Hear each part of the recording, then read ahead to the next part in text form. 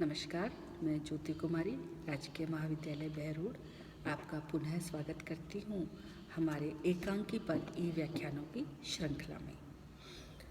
आपके लिए बड़े ही सरल भाषा में और संक्षिप्त वीडियोस इसलिए बनाए जा रहे हैं ताकि विद्यार्थियों आपको कोई भी बात आसानी से समझ में आ सके और सहज ही वह ज्ञान आपको प्राप्त हो सके जो अभी पिछले कुछ दिनों से या इस सत्र में आपको हम सामने बैठ कर के नहीं समझा पा रहे हैं। तो हमारी कोशिश ये है कि आपको ऐसा ही महसूस हो जैसा हम कक्षा में पढ़ा रहे हों। तो प्रिय विद्यार्थियों, अब हम हमारे एकांकी के तत्वों पर बात कर रहे थे।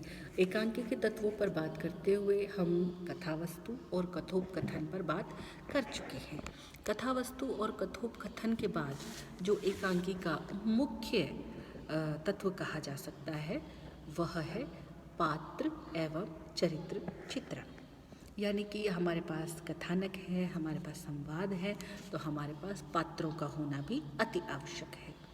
एकांकी में एकांकीकार अपने कथानक को मूर्त रूप देने के लिए अनेक पात्रों को बनाता है और इन्हीं के माध्यम से अपने विचारों को भी प्रकट करता है। पात्र ही कथा को गति और विकास देते हैं। पात्र योजना के लिए ये अनिवार्य है कि एकांकीकार ऐसे पात्रों का चयन करें जिनका संबंध सामान्य जनजीवन से हो। यदि ये पात्र सामान्य जनजीवन से न होंगे तो आप समझ सकते हैं कि दर्शक उनसे अपने आप को स्थापित या अपना संबंध उनसे स्थापित नहीं कर पाएगा। इसलिए उनका जो पात्र का चयन है वह सामान्य जनजीवन के साथ होना चाहिए, साथ ही जिनका अपना स्वतंत्र और निजी व्यक्तित्व हो। पात्रों का व्यक्ति बोध ही कथावस्तु को सहज विकास प्रदान करता है। पात्रों की क्रियाशीलता में ही एकांकी की सफलता का रहस्य निहित होता है।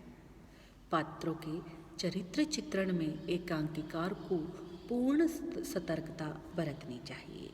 जिस एकांकी में पात्रों की संख्या सीमित होती है वह एकांकी सफल कहा जाएगा। एकांकी का प्रमुख पात्र नायक कहा जाता है। उसके चरित्र को सर्वश्रेष्ठता प्रदान करने के लिए अन्य पात्रों का भी सहज होना वांछनीय है। तो आप समझ गए होंगे कि नाटक और एकांकी दोनों के लिए पात्रों का होना कितना आवश्यक है। इसी तरह हम आगे चलते हैं और भाषा शैली पर बात करते हैं। यदि एकांकी में अभिव्यक्ति के लिए अनेक प्रकारों का सहारा लिया जाता है तथापि उन सब की तुलना में भाषा का अपना एक महत्वपूर्ण स्थान है। यदि भाषा ही न होगी तो हमारे कथोपकथन भी न हो पाएंगे और कथोपकथन न होंगे तो हमारे पात्र क्या बात करेंगे। एकांकी रंगमंच पर खेलने के लिए लिखे जाते हैं, अतः उनकी भाषा का बोधगम्य होना यानी सहज सरल रूप से आपको दर्शक को समझ में आने वाली भाषा में होना अति आवश्यक है।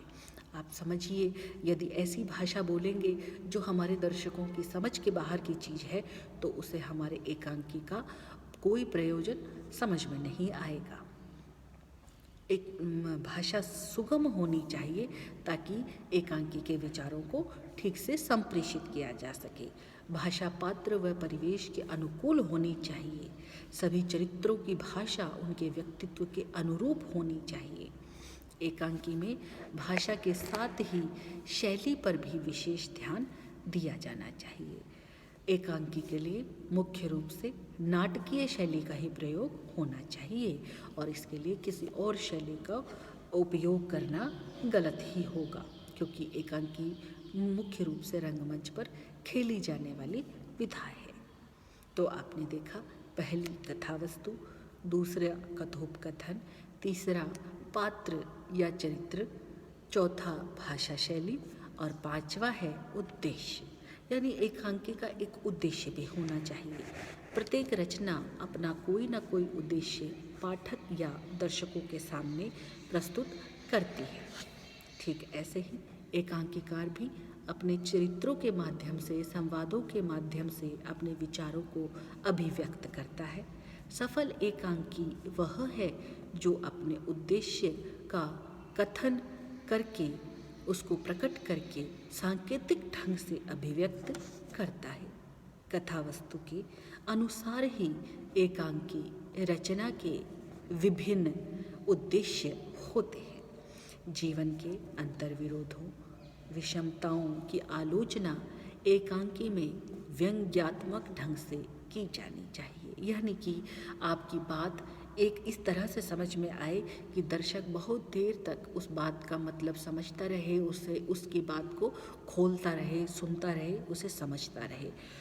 उद्देश्य की महत्ता ही एकांकी की स्मृति में दीर्घजीवी बनाती है, यानी जितना महान उद्देश्य होगा हमारी एकांकी भी उतनी ही सफल होगी। छठा जो हमारे एकांकी के तत्व हैं उनमें छठा तत्व है संकलन त्रय। अब संकलन त्रय में कौन कौन सी चीज़ें आती हैं वो बताते हैं। एकांकी में स्वाभाविकता उत्पन्न करने के लिए कार्य, काल और स्थान, यानी कार्य, काल और स्थान, इसे ही संकलन त्रय कहा गया है कि एकता का होना महत्वपूर्ण है।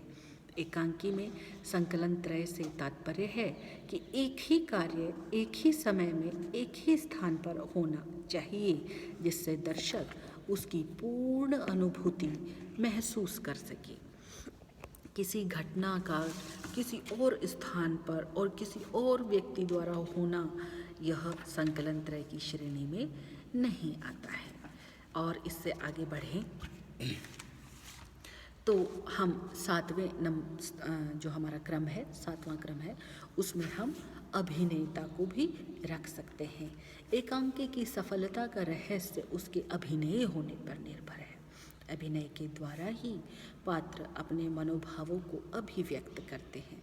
नाटकीय और हृदयस्पर्शी संवाद अभिनय को एक प्रभाव देते हैं, यानी कि ये कहा जा सकता है कि यदि एकांकी कितना भी सफल है, यदि उसमें अभिनेता नहीं है, यानी उसे प्रस्तुत ही नहीं किया जा सकता, तो वह असफल कोटि की मानी जाएगी। उसका रंग निर्देश भी इतना महत्वपूर्ण है और उसमें संप्रेषण इतना महत्वपूर्ण है, उसकी साज सज्जा संकेत इतना महत्वपूर्ण है कि अभिनेता द्वारा अभिनय किए जाने पर वह पूरी तरह से अपनी बात कहने में सक्षम होनी चाहिए। वही एक श्रेष्ठ एकांकी है। 8वें नंबर पर यदि कहा जाए तो अंतर्द्वंद आता है। अंतर्द्वंद क्या है? हृदय के परस्पर विरोधी भावों का उत्पन्न होना अंतर्द्वंद कहलाता है। जब एकांकी के पात्र किसी विषय या समस्या या उसके विभिन्न पक्षों पर विवाद करते हैं तो उनकी मनस्थिति संघर्षपूर्ण हो जाती है। पात्रों की इस मनोस्थिति का सूक्ष्म विश्लेषण एकांकी का ही प्राण होता है, क्योंकि यही वह माध्यम है जिसके द्वारा एकांकीकार पात्रों का मनोवैज्ञानिक चित्रण करता है। एकांकीकार का इस ओर विशेष ध्यान होना चाहिए, क्योंकि यह अंतर्द्वंद ही हमारे सहज जीवन में नहीं दिखता है और इस विषम जीवन के अंतर्द्वंद को खूबसूरती से बाहर लाने का कार्य एकांकीकार करता है। और यही वह बिंदु है जिससे एक सामान्य व्यक्ति उससे जुड़ता है। तो कहने का तात्पर्य यह है कि आपने आज के ई व्याख्यान में एकांकी के तत्वों के बारे में अच्छे से पढ़ा, समझा और आशा करती हूँ कि आपको बहुत अच्छे से समझ में आया होगा।